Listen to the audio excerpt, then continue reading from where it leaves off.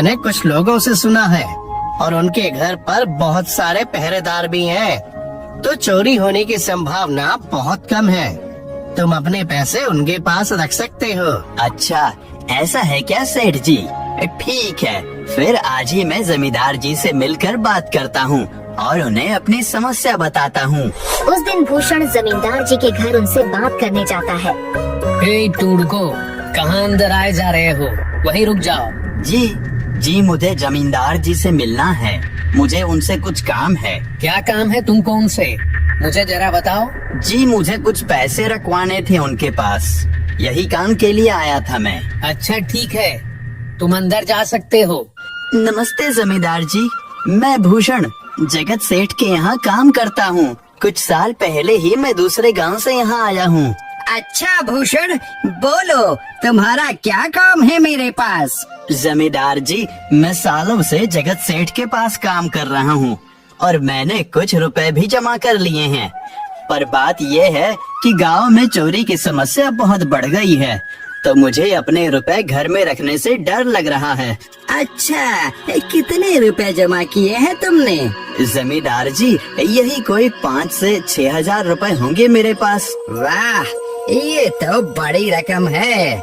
मैंने आपकी ईमानदारी के बारे में लोगों से बहुत सुना है, इसलिए मैं अपनी रकम आपके पास कुछ वक्त के लिए रखने आया हूँ।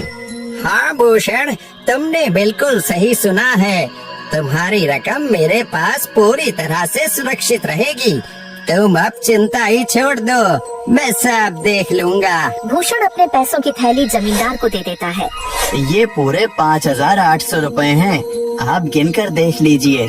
गिनने की क्या जरूरत है? तुम तो जगत सेठ के आदमी हो, मुझे तुम पर पूरा विश्वास है। जमींदार जी, आपका बहुत बहुत धन्यवाद। अब मुझे चोरों का कोई डर नहीं है, क्योंकि मेरे पैसे सुरक्षित हाथों में हैं। अरे भूषण, कोई बात नहीं, धन्यवाद तो मुझे बोलना चाहिए, जो तुम मेरे पास आए अपने रुपए रखने के लिए। भूषण अपने पैसे जमींदार को देकर अपने घर चला जाता है। हाँ भूषण, तुम्हारे पैसे मेरे हाथों में ही अच्छे लगते हैं।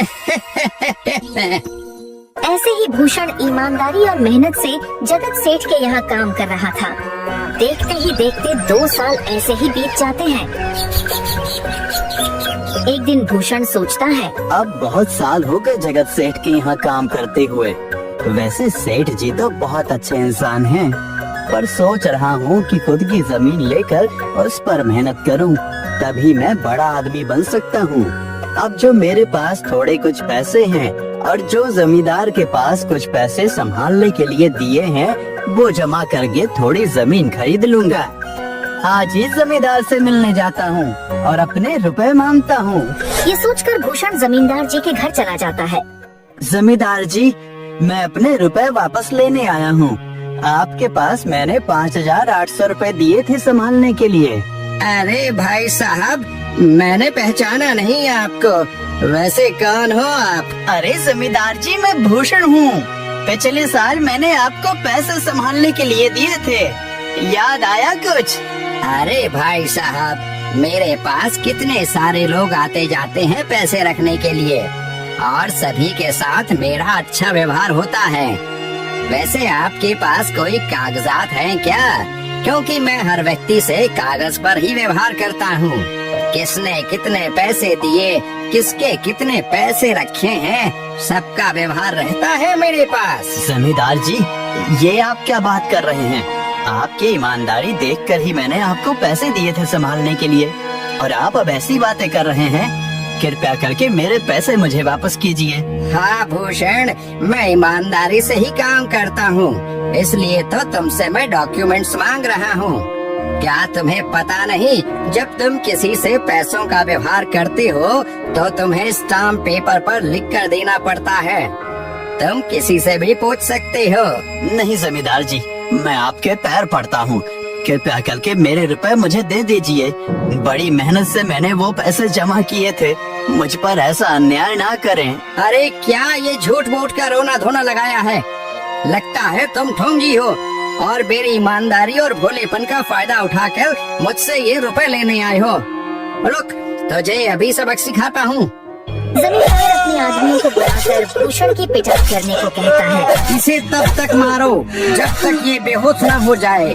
इस 2 कौड़ी के आदमी ने मेरी ईमानदारी पर सवाल उठाया है, इसे छोड़ना मत। जमींदार के आदमी भूषण को डंडे से खूब मारते हैं। फिर भूषण दुखी होकर अपने घर चला जाता है। भूषण के शरीर पर घाव के निशान स्पष्ट